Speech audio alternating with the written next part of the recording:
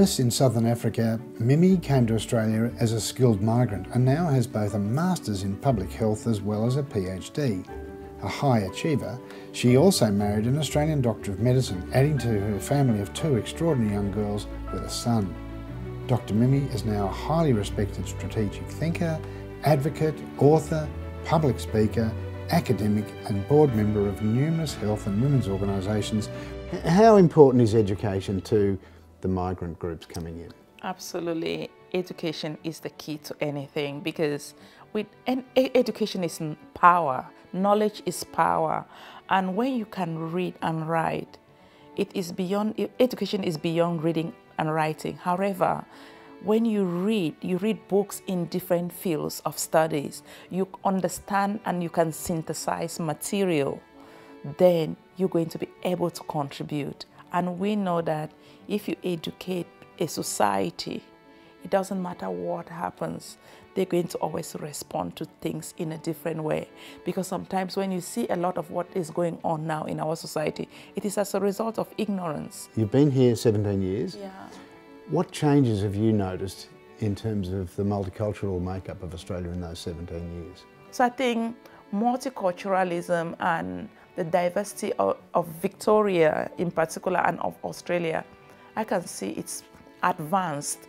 But unfortunately, we've still got people in our society who are associating color to the size of your brain or to your ability.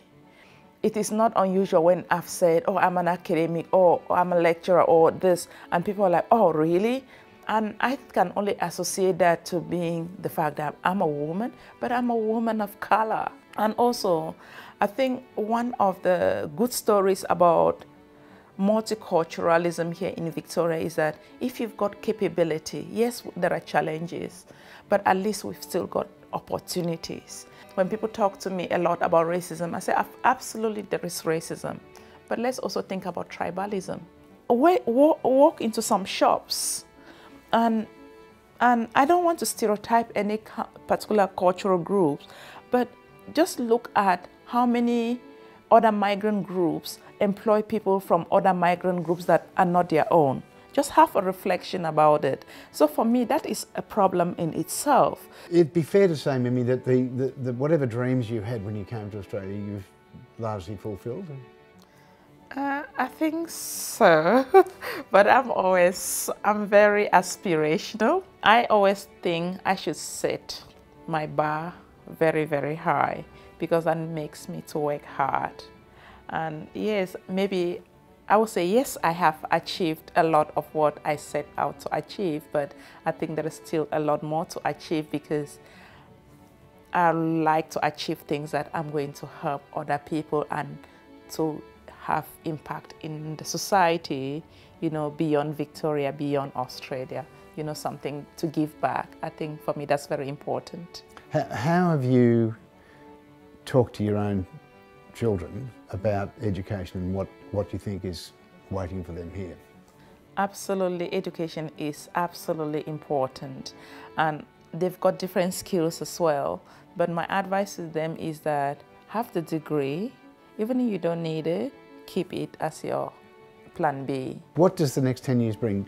I think it's a sad situation that in the 21st century, Australia is talking about race again. If you don't accept diversity, and if you think that you can live in a society where you're only going to have one cohort of group of people that is going to be monocultural, then you must be living in utopia.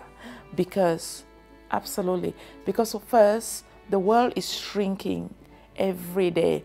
They always say that we are just maybe 2 or 3 people away. I think most of them know we're just 1 degree of separation away, rather than 3 degrees of separation. So if people are afraid of other races, well, they are going to have a hard time in the current world that we are living in, because we are now one person. Because first of all, we are one human race, right? But we are living in the world where there is no longer any isolation. You can only be in your little pocket or your little bubble for a short period of time, because people have free movement.